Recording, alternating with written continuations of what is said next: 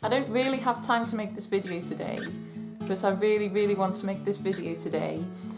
Just like while it's fresh in my mind and things. Today I wanted to tell you about what happened recently. I went back to school and surprised one of my favourite teachers. And I didn't think I'd be saying that really after, I think it's been 11 years since I left, which is crazy by the way. There's a video where I was talking about like my most influential teachers, my favourite teachers and things like that. And if you've seen that video, or if you want to go and watch it again and find out why he was so important to me, his code name in that is DJ. I think he was maybe the last teacher I talked about. And if he's watching, because he knows about this channel now, hi. Please don't tell me that you're watching because I'll suddenly be very awkward about that.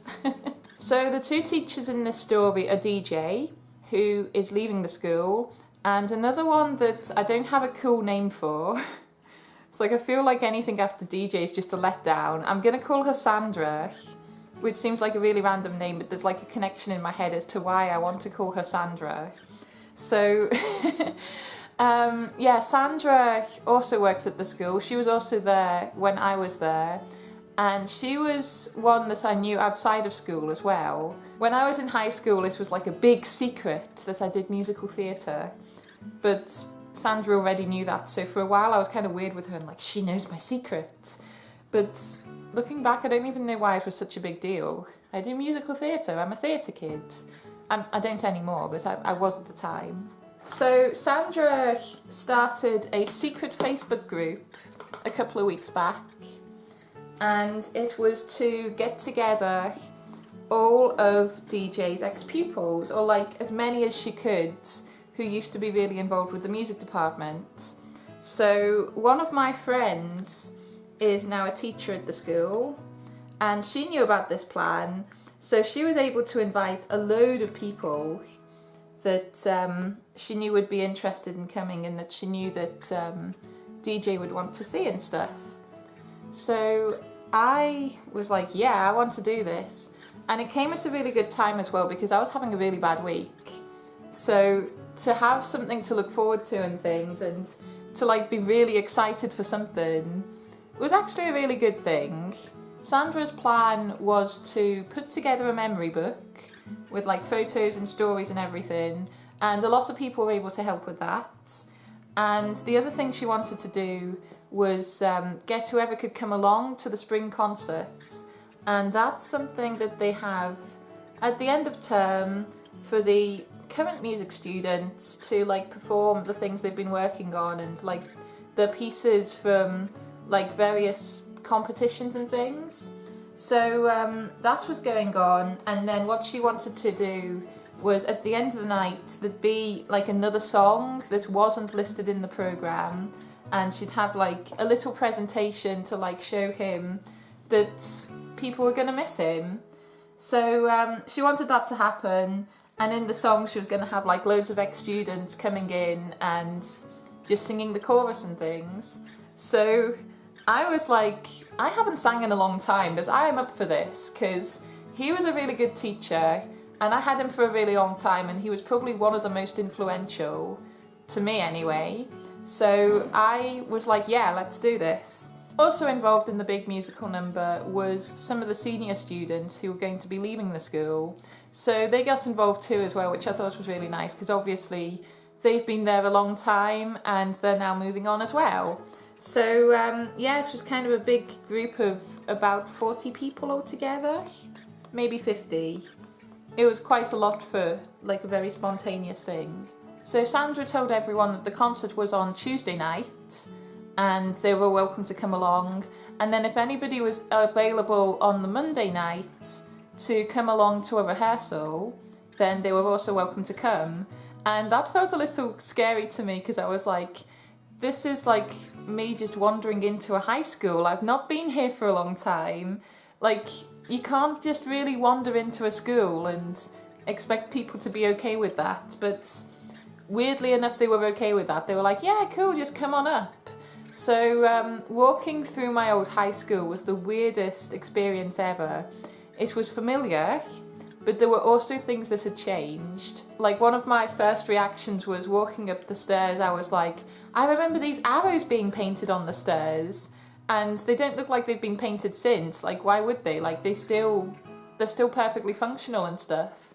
And there were like signs that I remembered going up, and I was like, some of these things just haven't changed in the 11 years that I've not been there. And then I got up to the music department, and Sandra just gave me the biggest hug, and I gave her the biggest hug because it was just so good to see her.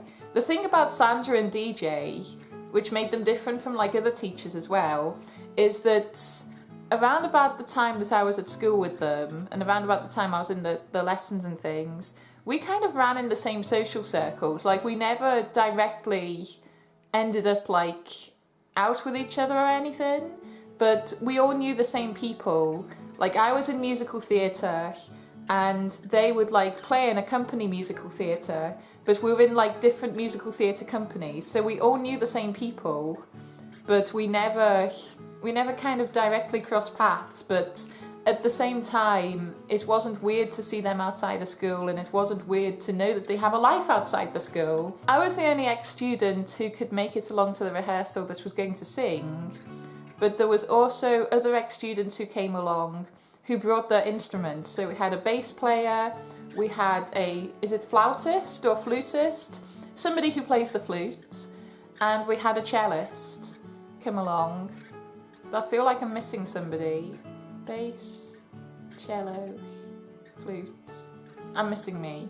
So Sandra asked me to go through the verse with one of the current students, and I realised right away that she was asking me to do a solo. Well, I thought she was asking me to do a solo, but then I thought maybe she meant go through it with one of the current students and give them advice. I wasn't really sure what she was asking.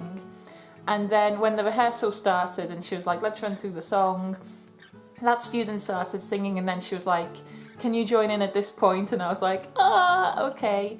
So I ended up kind of having a special part in this song. So we practiced the song in the music room first with our little group of ex-students and current students who were leaving. And then we went down to the assembly hall to practice it with the orchestra, who were going to accompany us at the choruses. So we get down there, and again there's a lot of students who are kind of looking as if to say, who are you? Because it's like, it's been a long time since I left, and none of those students would have known me. They would have been like 6 or something when I left. Sandra went down the line and she introduced them to everybody. She started with the people they would definitely know, because it's not been that long since they left. And then she went down and introduced somebody it's been about 6 years since they left. And then she got to me, and she was like, none of you will know Kate because it's been a long time since she left. And at that point, one of the wind teachers, who has been in the local area for as long as I can remember, literally, I remember this guy when I was like 4, and turned around and was like, challenge accepted, you know. It was really funny. So he kind of turned around and had a good look at me as if to say, no, maybe I know her. But he doesn't know me because I never had a wind instrument. I never had an instrument. But I recognise him because, you know, like, he's just always at music stuff. He's like a celebrity. He isn't a celebrity, but you know, like, everybody knows this person. So on the night of the concert, the plan was to have everyone meet up in the balcony, and the balcony of the assembly hall, like, you can watch the show, but there's like not really any light shining on you and things, and you can like subtly watch the show without people realising that you're out of place. So the plan was for us all to go up there and watch the show, but there was actually like a lot of students who were involved in the show who were sitting on the balcony, and so there wasn't really any room for us to be there as well. And I kind of preferred it that way because that meant during the show we were able to have a reunion just outside of the balcony, and catch up with everybody, and it felt a lot better than just watching the show. I'm sure the show was wonderful, but I feel like I got more out of saying hello to everybody that I haven't seen in a long time. We were all just kind of like catching up and like just kind of in quiet whispers, "How are you? I haven't seen you in a long time." We weren't really that quiet, and I'm actually surprised we didn't, like, nobody came up and told us off or anything. But yeah, it was really good seeing everybody. So we were kind of stood out there for about an hour and a half, just kind of really catching up and just seeing what everyone was up to. So we're all lined up, ready to go in, and I'm thinking, he's gonna see us. Surely he's gonna look over and like everything's gonna be ruined. But he had absolutely no idea we were there. And the show finished. The head teacher got up, said a few words. Then Sandra got up and said a few words, and then she said, you know, he's leaving. Then they showed a bit of the presentation that they put together. There's still like a whole load of things that were missed out that are going to go into like a book for him and things. And then she was like, "Oh, I think we have a couple of visitors." So she was like, "Oh, is that so-and-so? And you've brought a cello, that's really nice. How long's it been since you left?" And then, "Oh, and it's so-and-so, and she's brought the flute. Oh, isn't that strange? You know, how long's it been since you left?" And it was like a whole thing, and then it came time for me to go on. And by this point, I was so nervous. I was so nervous. Even though, like, the performance itself didn't really matter as such. It was more the sentiment behind it that mattered. But I was still really nervous. Like, my hands were rattling. I actually went outside at one point because I hadn't sang that day at all. So I just wanted to check that if I like belted out a note, I would actually hit it. So I was outside the front of the school, just like having a quick go and making sure that everything was okay. So all the people who were like joining the chorus, they like walked past one by one and gave him a handshake, gave him a hug, etc., etc. And he was just so amazed, like, because like it was just one person after the other, and he was so overcome with emotion, and I couldn't look at him because like I knew I was going to start crying, and he couldn't look at me because, well, not just me, but like all the people coming together, because, you know, it was just a lot of emotion. It was very emotional. So yeah, the song, if I'm completely honest, I think I sang it better in rehearsal. But again, it wasn't really the song that mattered. It was the sentiment behind it. So if I wanted to be super critical, I would say that I could have sang it better. I could have done this better. I could have done that better. But really, all that mattered was that I came along, and so did everyone else. After the song, DJ is like so overcome. He had so many people to say hi to, and he was like, "Can we all get on the stage for a group photo? Because I never see you lot." So we get up on the stage, we get a group photo. I'm like so grateful to the teacher who was like taking all the photos, because I know they're going to look fantastic. She's like a really amazing photographer, but also because I think she's the only one who thought to take photos. So there wouldn't be any other like mementos of this at all if it wasn't for her. So you know, we took photos, and he said a few words, and he was like, "It's a shame we can't all go to the pub and like properly catch up and things."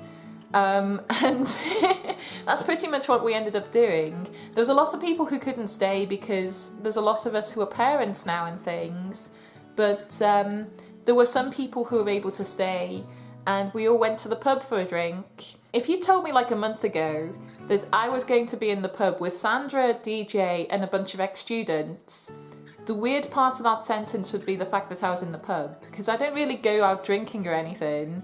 The fact that I was in the pub with Sandra, DJ, and ex-students didn't seem weird to me at all. Any other teachers would be completely weird, but because we ran in the same social circles and things, that didn't feel weird to me at all, that I was in the pub with them too. But yeah, so we, you know, we shared stories, we heard what everyone was up to, and it was like a nice extension to the night.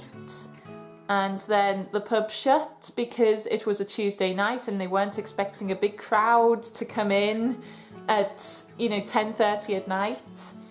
and then we went home. But it was really, really nice, and I really enjoyed that. That's probably like the highlight of my 2019 so far. I'm trying to think what else I've been up to in 2019. You know, I've been working a lot, so I've not really done anything like that. And that was like such a special memory. And we're sending DJ out into the world now. He can like go DJ elsewhere. That's the story of how I ended up back at school. And thank you for watching. I should probably get going now because I'm really, really late. Like, I feel like the best time to do lips is once I get to the place I'm using them for. What did that even mean? I'm gonna say that again.